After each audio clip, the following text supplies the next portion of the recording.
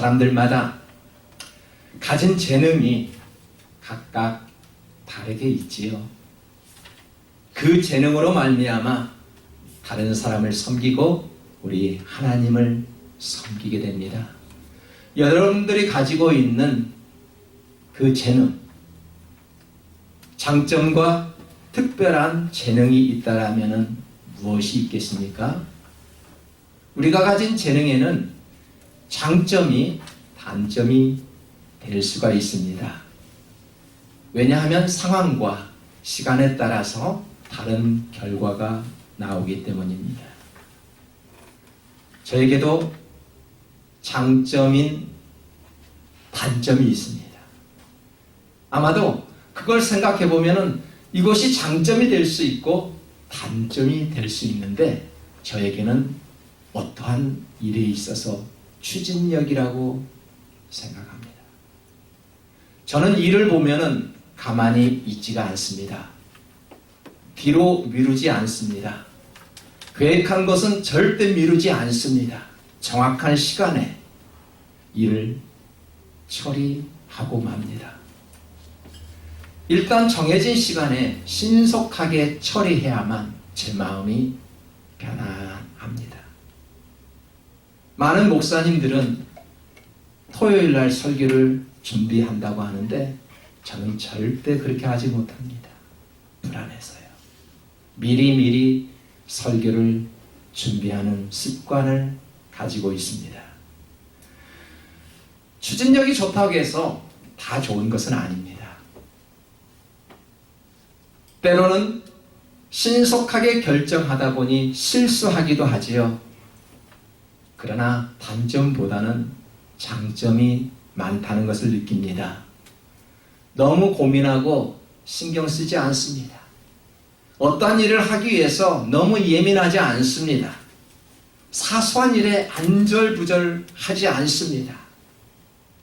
너무 고민하지 않고요. 그렇게 신경 쓰지 않습니다.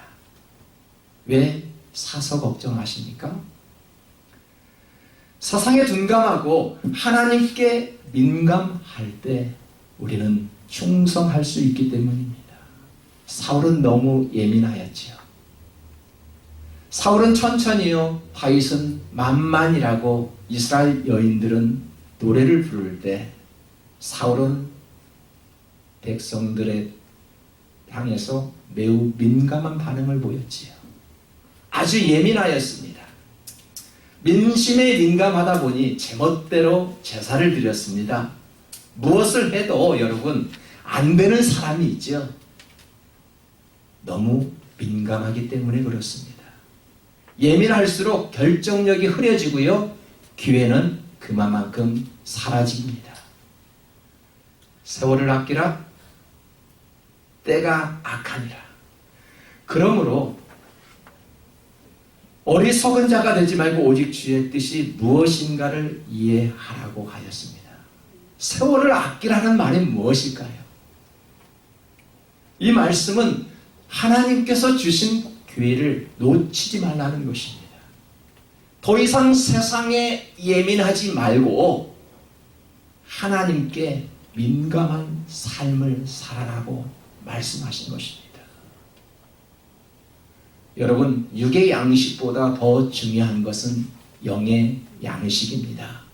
본문 10절에서도 이렇게 말씀합니다. 오직 하나님이 성령으로 이것을 우리에게 보이셨으니 성령은 모든 것 곧 하나님의 깊은 것까지도 통달하시느니라. 우리의 힘으로 어떻게 영적인 세계를 바라볼 수 있을까요? 어떻게 우리의 힘으로 보이지 않는 하나님의 나라를 바라볼 수 있을까요? 성령을 통해서만 영적인 안목을 바라볼 수 있다는 것입니다. 하나님 나라를 혹시 여행하고 싶으신가요? 예수님의 사랑을 좀 더 느끼고 싶으신가요? 성령으로 아니하고서는 누구든지 예수를 주라 시인할 수 없다라고 하였습니다. 우리는 예수님을 알아야만이 은혜를 체험할 수 있고요. 하나님의 나라를 바라볼 수 있다라는 것입니다. 우리가 어떻게 하나님을 알 수 있을까요? 어떻게 하나님의 세계를 볼 수 있을까요? 말씀이 곧 하나님이시라. 말씀을 가까이 할 때 하나님의 세계를 바라볼 수 있는 것입니다. 그렇다면 우리는 세상에 둔감하고 하나님께 좀 더 민감할 줄 알아야 합니다. 사무엘 시대는 영적으로 매우 어두운 시대였습니다. 하나님 말씀에 귀 기울이는 백성들이 너무나도 부족하였습니다.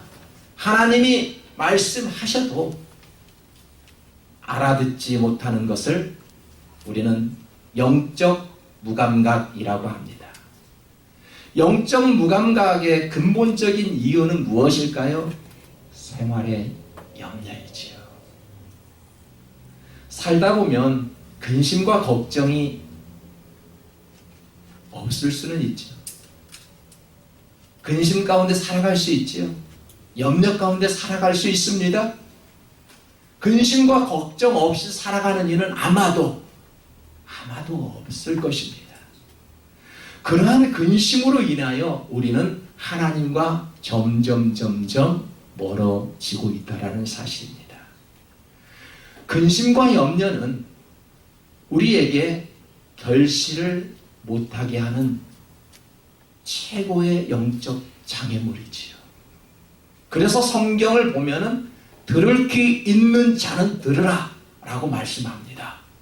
오직 오늘 이 시간에도 들을 귀 있는 자, 영적으로 아주 민감한 자, 그러한 자들만 하나님의 음성을 들을 수 있다는 것입니다. 영적으로 어두운 사무엘 시대에 오죽했으면 어린 아이에게 말씀이 임했을까요? 그 많은 말씀이 전해지고 있는데 하필이면은 어린 아이에게 말씀이 임했을까요? 다른 사람들은 하나님의 음성을 듣지 못하였습니다. 그러나 하나님의 성전에서 자란 어린 아이 사무엘은 말씀을 들었습니다. 사무엘만큼 하나님의 음성을 알아들었습니다. 여러분, 영적 불감증에 걸려 있으면 말씀을 들어도 결실하지 못합니다. 변화된 모습이 없습니다. 우리가 영적 무감각에 살면 우리는 육신적인 것에 매어 살게 되어 있습니다. 이러한 삶을 사는 사람들을 보고 우리는 육신에 속한 자라 그렇게 말씀합니다. 이들도 신앙은 가졌지요. 신앙생활을 합니다. 그러나 불신자와 같은 모습으로 살아갑니다. 그러다 보니 영의 세계로 깊숙이 들어가지 못하고 하나님 나라를 바라보지 못하고 예수님의 은혜를 체험할 수 없는 것입니다. 여러분, 즐거움과 기쁨도 없고 나는 매사에 되는 일이 없어 라고 말하는 사람들이 있지요. 나는 열심히 살고 있는데 내가 하고 싶은 것, 모든 것들이 왜 이렇게 안 될까? 라고 불평하는 사람들도 있습니다. 육신의 생각이 많기 때문에 그렇습니다. 사람은 누구와 함께 지내는가, 누구를 만나는가가 매우 중요하지요. 무엇을 가까이 하느냐에 따라서 우리의 삶의 방향은 완전히 달라집니다. 여러분, 좋은 친구를 만나면 1,000만 금을 얻는 것만큼 더 좋대요. 사람의 그 소중함이 중요하지요. 어떤 사람을 만나느냐에 따라서 우리의 인생이 달라지기 때문에 1,000만 금을 얻는 것보다 더 귀하다고 이야기합니다. 여러분, 배우자를 잘 만나보십시오. 인생의 꽃이 핍니다. 배우자를 잘못 만나면 어떻게 해요?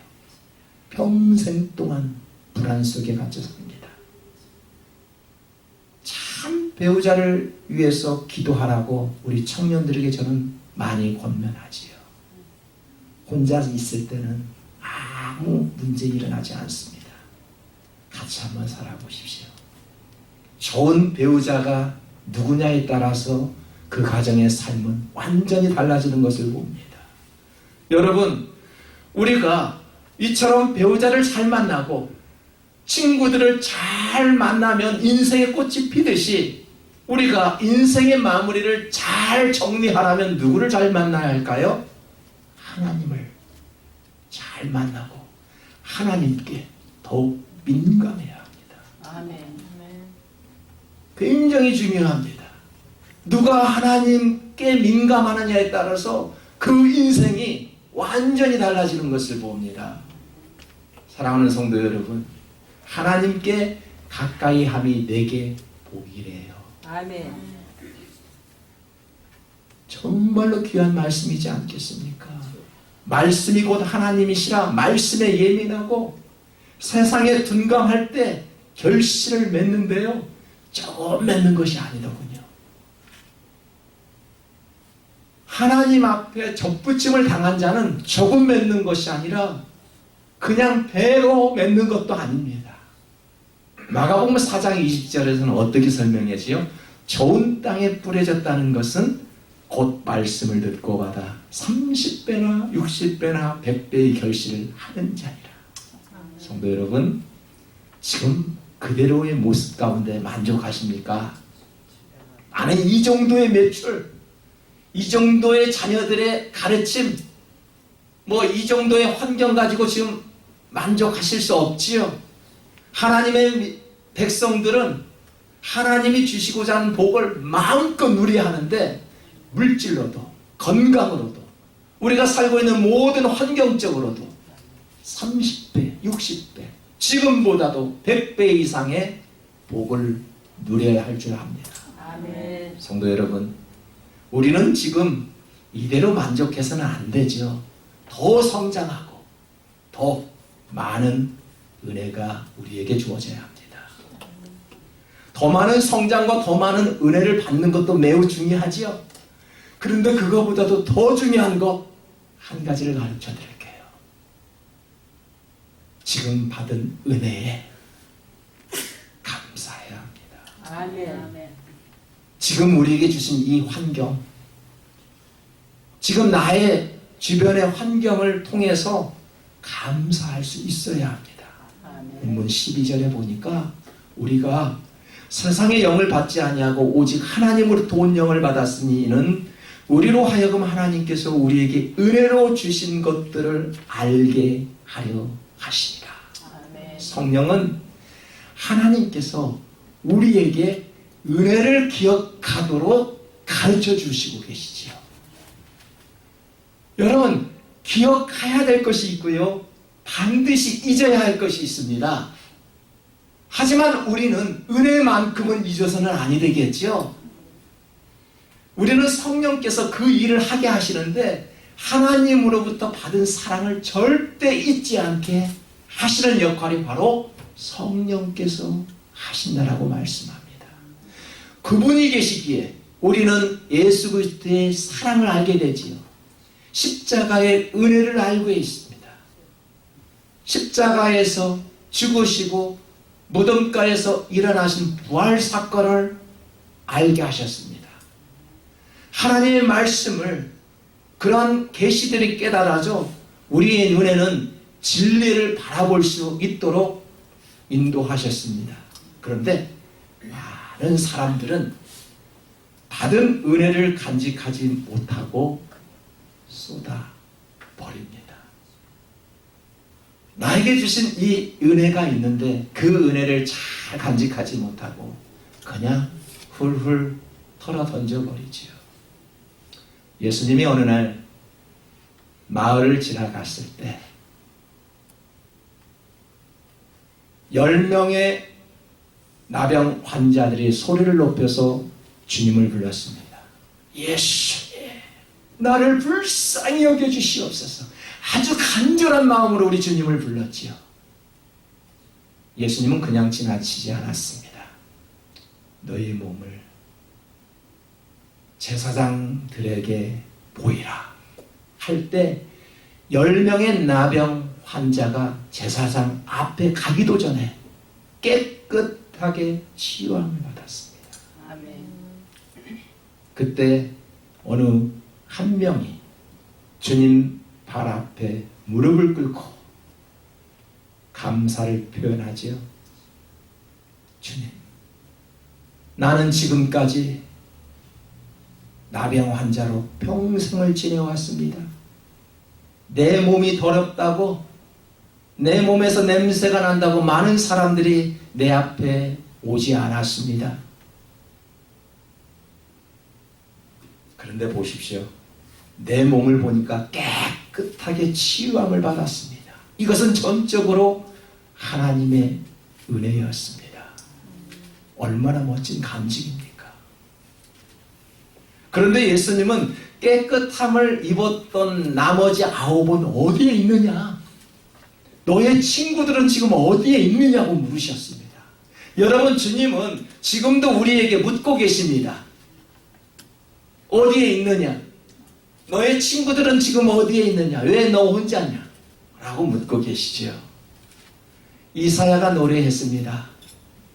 상한 갈대 꺾지 아니하시고 꺼져가는 등불도 끄지 않으시며 우리들을 살펴주셨지요. 굶주릴 때 먹이시고 입히신 은혜를 모르고 도대체 나머지 9은 어디에 있느냐? 라고 묻습니다. 열의 9은 90%지요. 많은 사람들이 아직도 은혜를 모르고 돌아오지 못하고 있다는 것입니다. 아직도 많은 사람들이 떠나 있어서 세상에 맴돌고 있으면서도 불구하고 아직도 아버지의 품으로 돌아오지 않고 있다는 것입니다. 아직도 많은 신앙인 90%가 아직도 깨달음을 얻지 못하고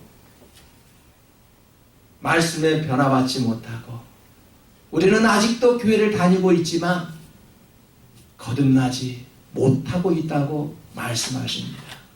누구입니까? 은혜 받았다고 하는 저와 여러분들 아닙니까? 여러분, 조금 은혜 받았다고 이걸로 만족해서는 아니죠. 자만해서는 안 됩니다. 내가 그리스도 안에 들어왔다고, 내가 신앙생활 한다고 자만해서는 안 된다는 것이죠. 병 고침을 받고 능력을 받았다고 자만해서는 안 됩니다. 그 문제가 해결됐다고 자만해서는 안 됩니다. 그런즉 선질로 생각하는 자는 넘어질까 조심하라는 말씀을 명심해야 합니다. 베드로전서 5장 5절에 이런 말씀이 있습니다. 하나님이 교만한 자를 대적하시되 겸손한 자들에게는 은혜를 주시느니라. 은혜를 충만하게 받았지만 실족하는 이유는 겸손하지 못하기 때문이지요. 겸손한 사람은 하나님께 민감하게 살아갑니다. 그러나 교만한 사람은 세상에 민감하지요. 누구든지 세상을 사랑하면 아버지의 사랑이 그 안에 있지 아니한다라고 말씀하신 것 기억하신가요? 민감한 사람은 육적인 사람입니다. 세상에 민감한 사람, 육적인 사람이지만 우리가 하나님께 민감하면 영적인 사람이라고 합니다. IQ가 높으면 머리가 좋은 사람이라고 이야기합니다. 하지만 영적 지수가 높으면 영적으로 민감한 사람이라고 말하지요. 영적인 사람은 비판과 판단은 하지 말아야 되겠지만 분별은 할 수 있어야 합니다. 판단과 분별의 차이는 무엇일까요? 판단은 내가 주인이 되어서 내가 스스로 판단하는 거죠. 하지만 분별은 뭡니까? 분별은 내가 주인이 아니라 하나님 뜻 가운데 주님이 기준이 되어서 그것을 결정하는 것을 분별이라고 합니다. 분별과 판단, 이제는 아셨습니까? 우리는 판단하지 말고 분별할 줄은 알아야 되겠지요. 분별은 주님의 뜻 가운데 나의 의지를 다 버리고 하나님의 뜻 가운데, 하나님 말씀 가운데 생각해 보니 이건 잘못된 거야. 이런 분별은 얼마든지 할 수 있지요. 육적인 사람과 영적인 사람과의 대화가 되지 않는 이유가 있지요. 왜 육적인 사람과 영적인 사람의 대화가 안 되죠? 당연합니다.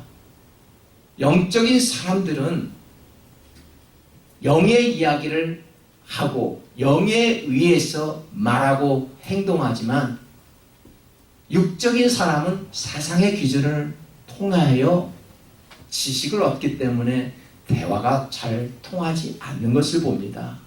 그래서 성경을 보니까 영적인 세계는 영적인 눈으로만 볼 수 있대요.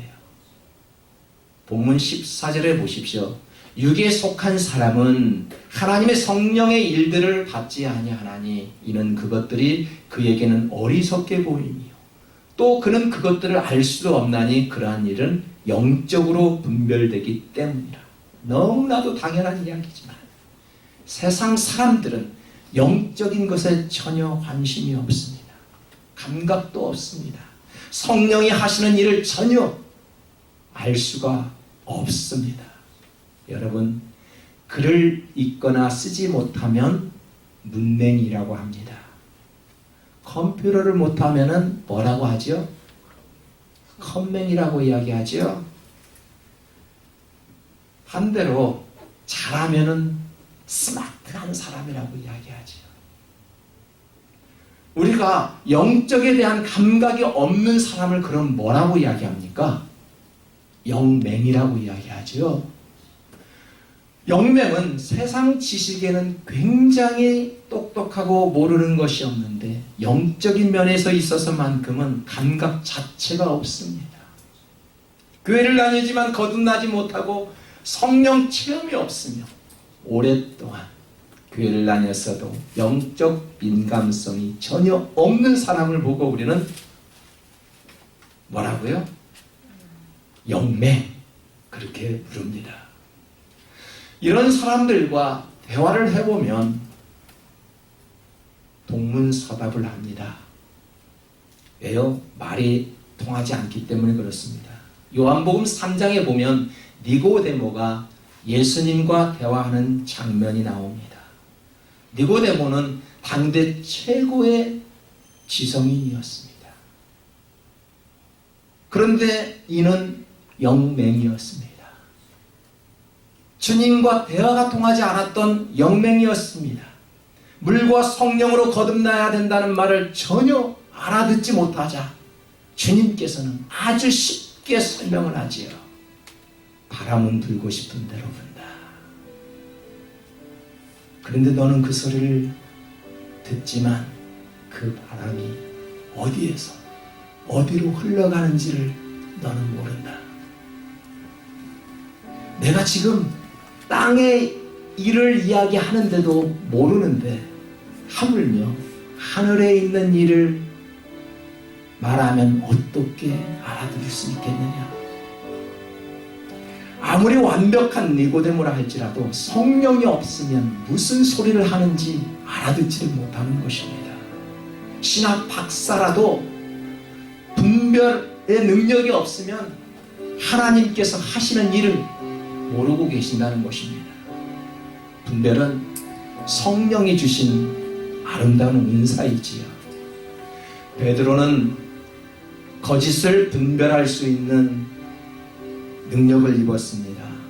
아나니아와 삽비라 부부가 거짓말을 했을 때 밝혀내고 말하지요. 세상에 둔하고 하나님께 민감해야 하는 이유는 우리가 분별력을 갖기 위함입니다. 세상을 이기려면 여러분 속임수에 속지 말아야 합니다. 그 속임수에 속지 않으려면 분별할 수 있는 능력이 있어야 합니다. 성도가 성숙해지면 세상에 민감했던 것이 하나님께 민감해진다고 합니다. 말씀 안에 머물면서 우리가 어떻게 하나님을 기쁘게 할 것인가, 어떻게 하면 그리스도의 마음으로 살아갈 수 있을까? 이러한 민감이 저와 여러분에게 오늘 주어진 말씀을 통해서 이루어지기를 축복합니다.